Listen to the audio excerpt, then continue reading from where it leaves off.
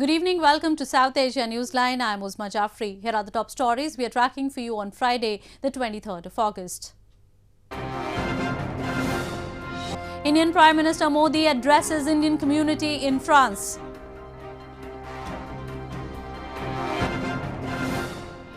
Pakistan slammed at UN for repressing minorities.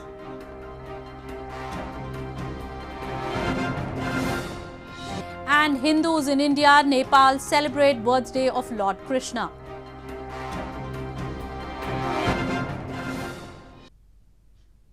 And now for all the details. Indian Prime Minister Narendra Modi, who is in France as part of his three-nation visit on Friday, addressed the Indian community at the UNESCO headquarters in Paris. Prime Minister Modi earlier on Thursday met French President Emmanuel Macron. Both the leaders, during a joint statement, called upon all countries to work together for rooting out terrorist safe havens and infrastructure.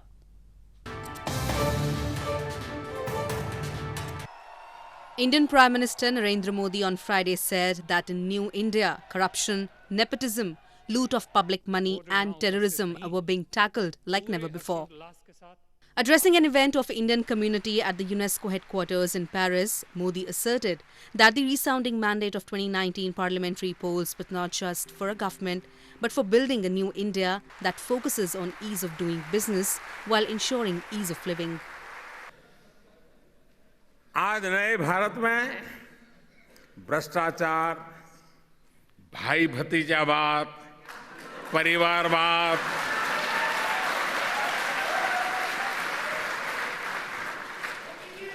जनता के पैसे की लूट, आतंकवाद,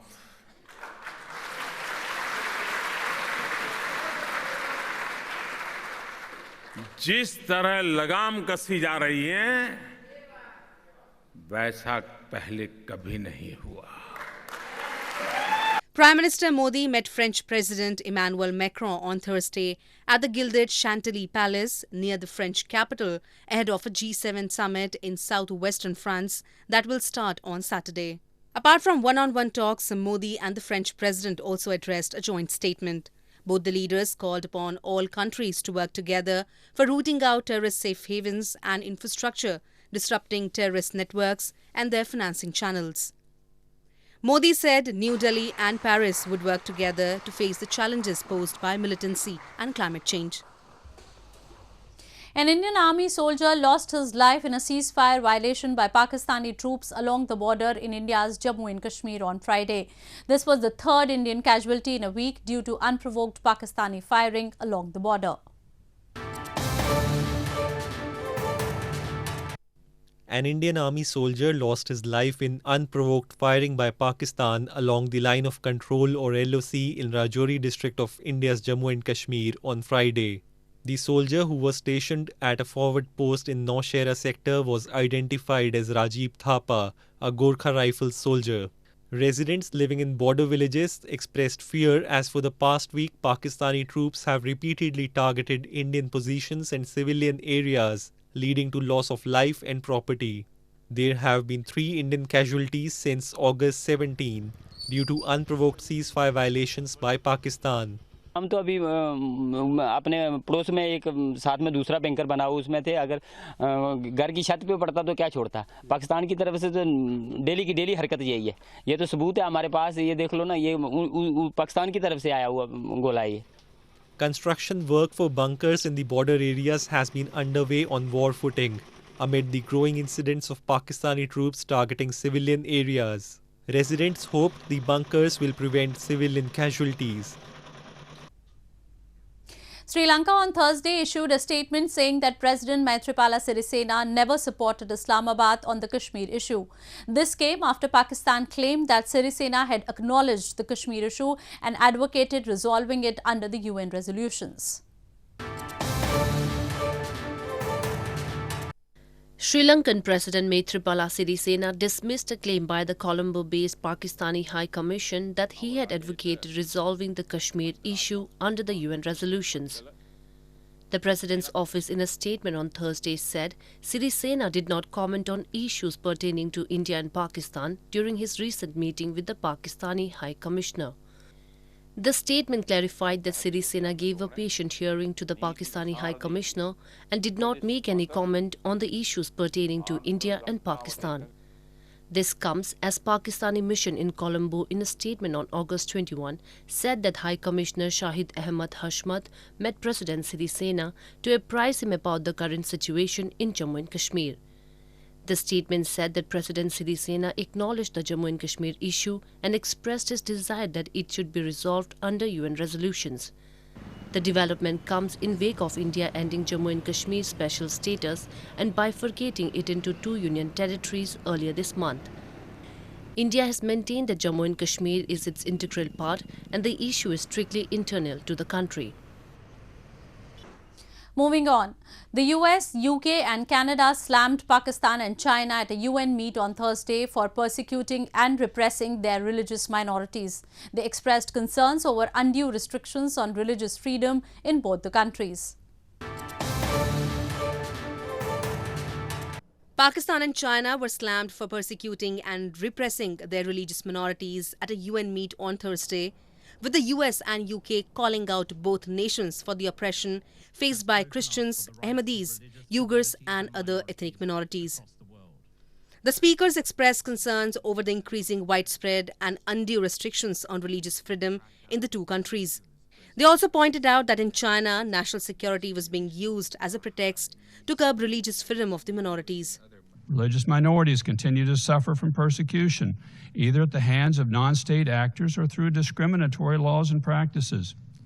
We appreciate Poland inviting Naveed Walter to speak today about the challenges to religious freedom in Pakistan. Today, the large groups of people are marginalized in their own societies. The biased behaviors develop in other areas also, like the minorities on basis of religious affiliation, as like in Pakistan, the Ahmadiyas having the situation. Like China, the growing number of countries uses national security as a pretext of restricting religious expression. China has been long accused of oppressing the Uyghurs by sending them to mass detention camps, interfering in their religious activities and sending the community to undergo some form of forceful re-education or indoctrination.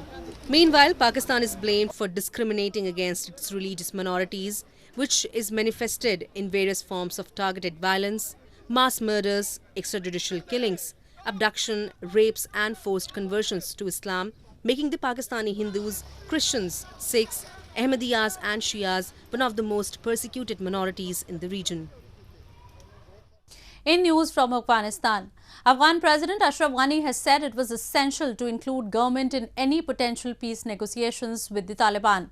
His remark came as talks between the US and Taliban officials moved to another phase of the process on Thursday.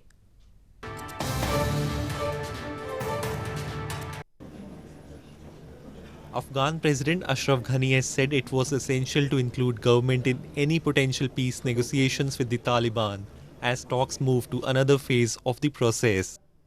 Ghani's remarks came as the United States and the Taliban officials resumed talks in Qatar on Thursday to firm up a peace deal and end the 18-year-long war in Afghanistan.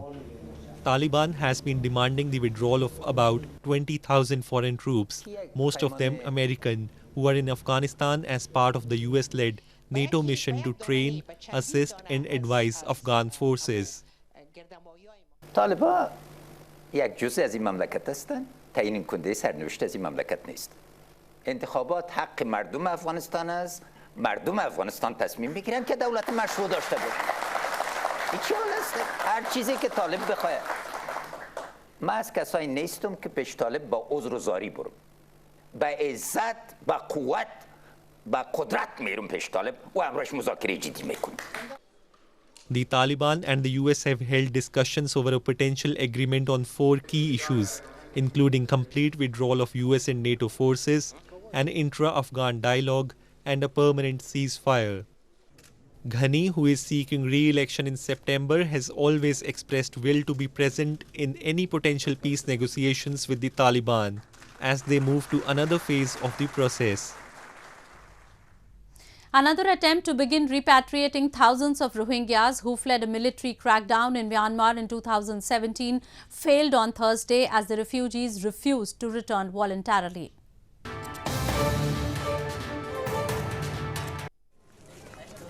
An attempt to begin repatriating thousands of Rohingya Muslims living in Bangladesh failed once again on Thursday after nearly 300 refugee families refused to go back to Myanmar. Last week, August 22nd, was agreed by both Myanmar and Bangladesh as the start date for the return of 3,450 people of more than 730,000 who fled a military crackdown in 2017.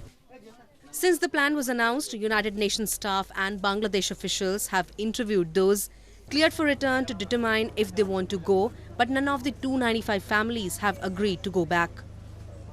What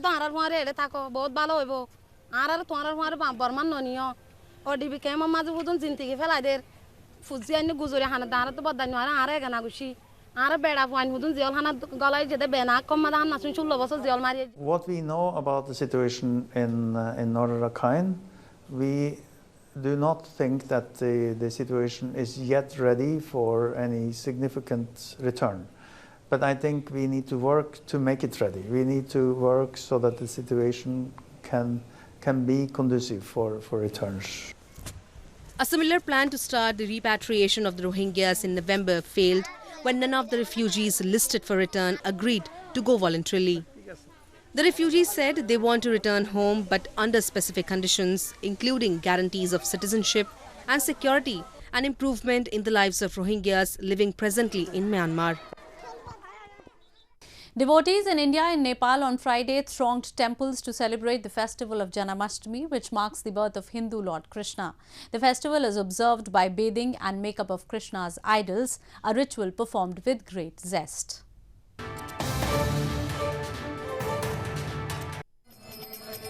Devotees across India celebrated the Hindu festival of Janmashtami on Friday, which marks the birthday of Lord Krishna. Scores of people thronged at the famous ISKCON temple in India's southern Bengaluru city for the celebrations. The temple is dedicated to Lord Krishna and goddess Radha. The devotees offered prayers to Krishna while dancing and singing religious hymns on the special occasion. Today morning we had Aarti at 4 a.m. followed by Abhishekam of the Lordship Sri Radha Krishna Chandra. You see, when Krishna was born 5,000 years back, Mother Yashoda bathed Krishna. She did a ceremonial bathing with all the Panchamrita and then the special water and the flowers. The same thing is followed even now.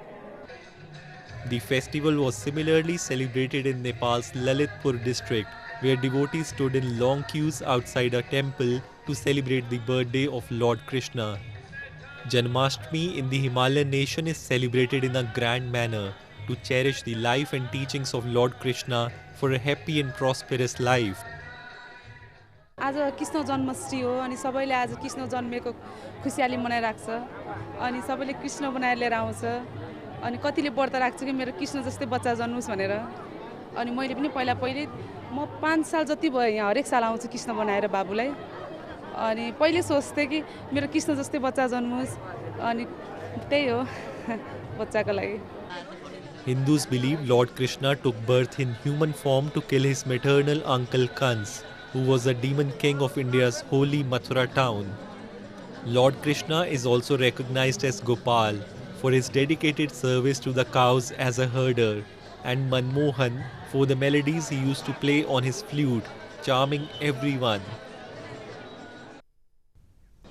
Well, that's all we have for you from South Asia this evening. Now our viewers can watch the show on southasianewsline.com. You can also visit us on facebook.com/SAsiaNewsline and follow us on Twitter @SAsiaNewsline. That's all in tonight's edition. We will see you same time next week. Have a great weekend. Good night.